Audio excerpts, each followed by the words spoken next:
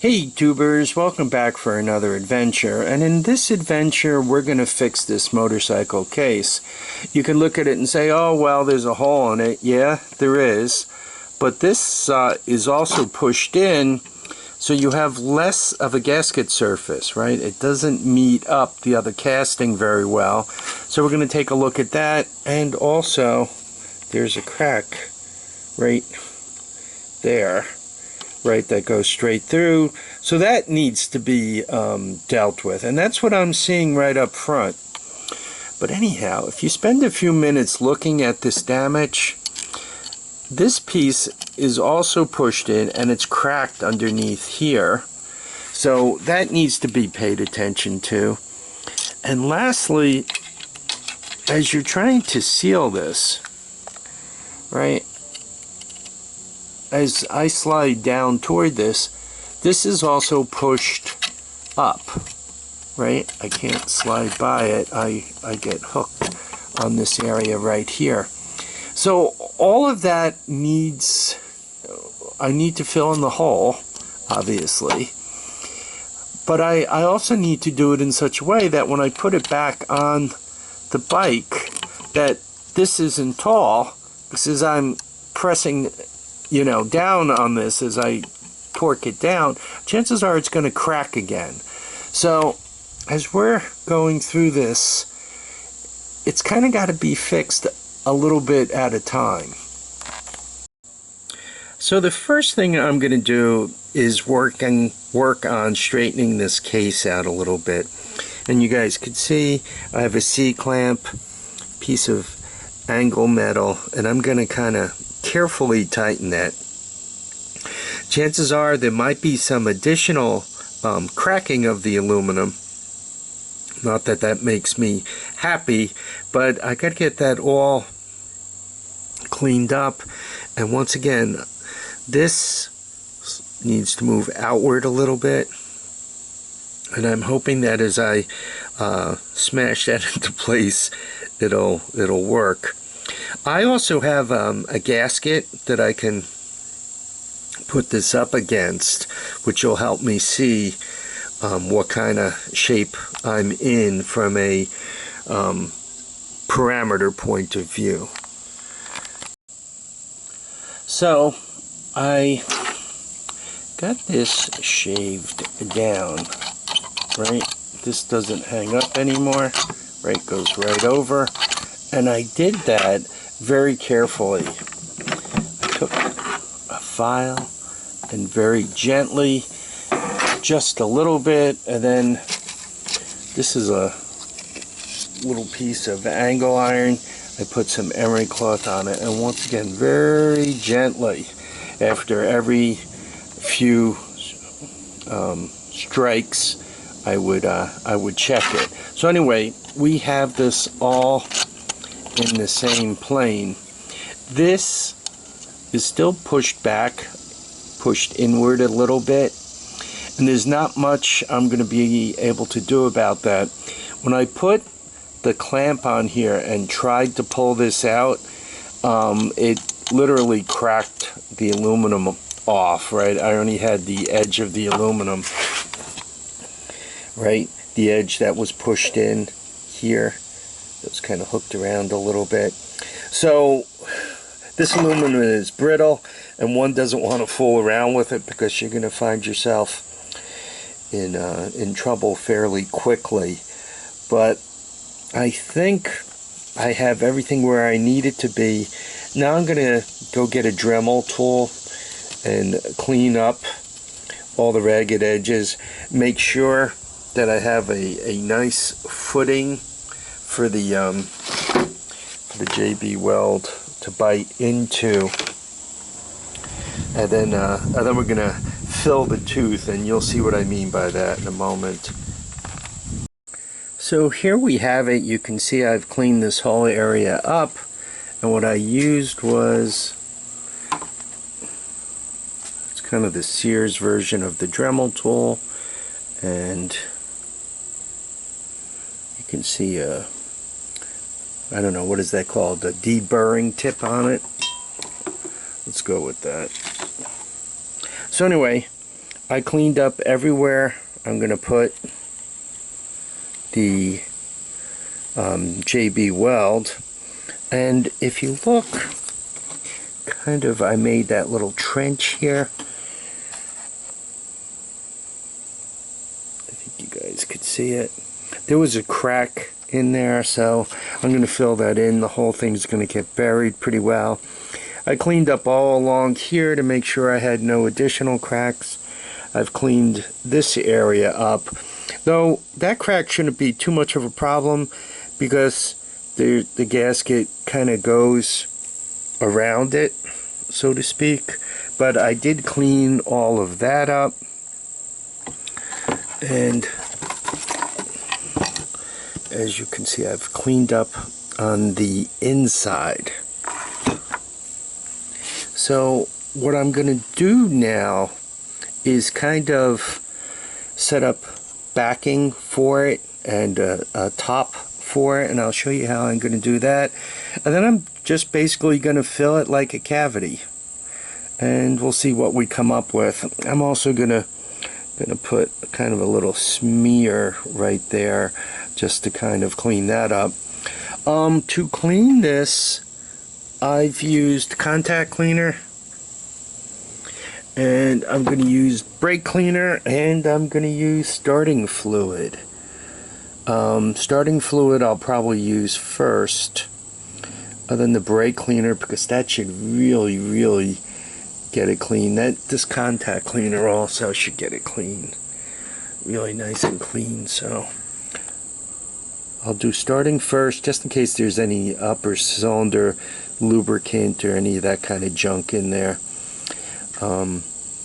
Once again, cleanliness, to get that JB Weld to stick, especially, and you want to work it into where the cracks could be. So what I'm doing with this piece of angle iron is I'm setting up a bridge so I can make sure as I fill this I get a nice clean line across the top. And to make sure the bridge stays in place, I'm going to bolt it down right to this. To keep the epoxy, this JB Weld, from sticking to this, this is some ultra thin foil, and I'm also going to use this foil to form a form on the inside of here to, you know, keep everything in place. So that's my theory currently. We'll see how it all works out. So as you can see, my cavity is ready to be filled. It's nice and clean. It should be all set up. Hopefully there's no shrinkage of the epoxy once I kind of force it into the mold and cracks and through that mesh and everything else. But I'm hoping to fill that area right up and do that little touch up right up there and have it all be good. Wish me luck. So the JB Weld is on there. It says it partially cures, let's use that word, in 4 to 6 hours, and it's fully ready after about 24. I went with the slower curing stuff. So that's what we have. If you remember the little ditch, canal, whatever, I made sure I forced the material in there, and I made sure I forced it up against here, which hopefully will give me a nice gasket area. If not, what I'll have to do is kind of clean up the edge and put some more up there to make sure that it works properly for me. So anyway, I guess we're about done for the next 24 hours. When I take it apart, we'll be able to see better when I get this off of here. When I get the form off, we'll see how well it filled in. So it's been about 24 hours and the JB Weld is, I think, as good as it's going to get. So took the screws out already. And the foil seems to be peeling off for the most part. I stuffed some foil behind here also. And put some there. So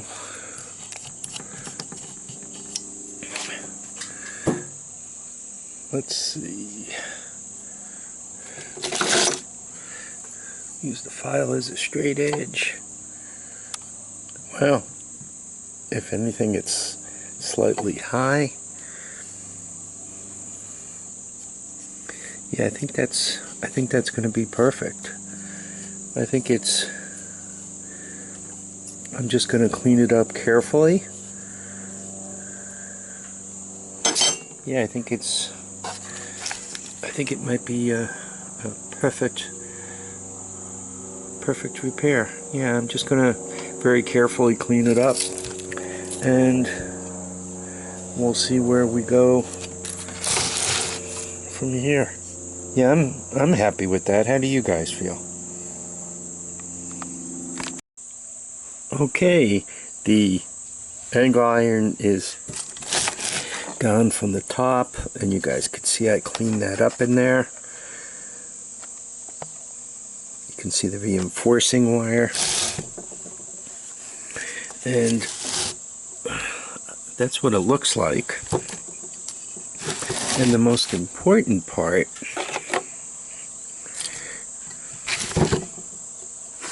is this.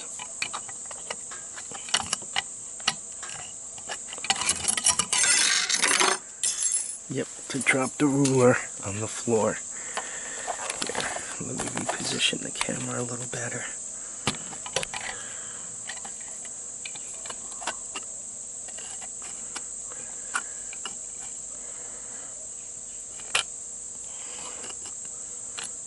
There you go.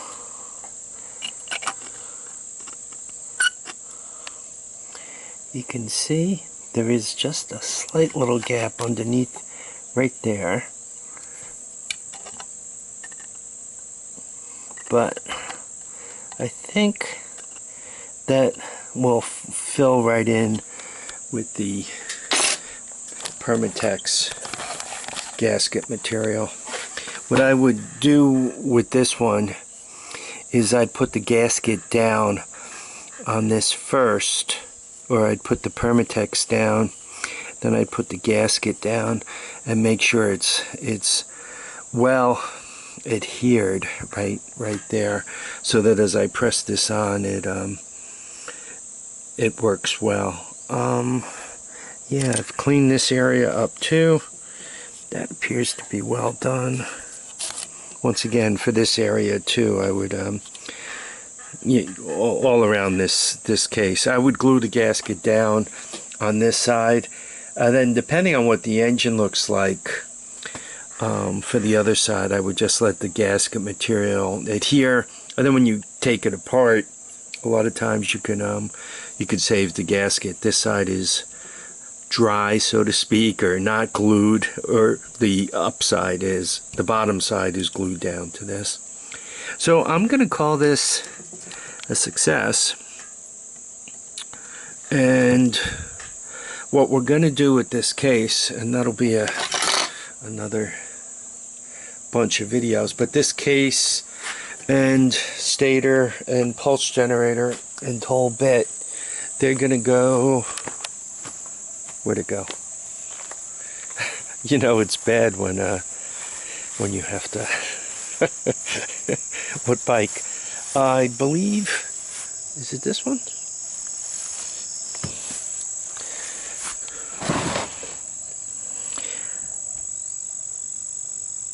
No, this one's complete. It's got a motor and a recoil and the whole bit on it. It's not that one. Yeah, it's this one.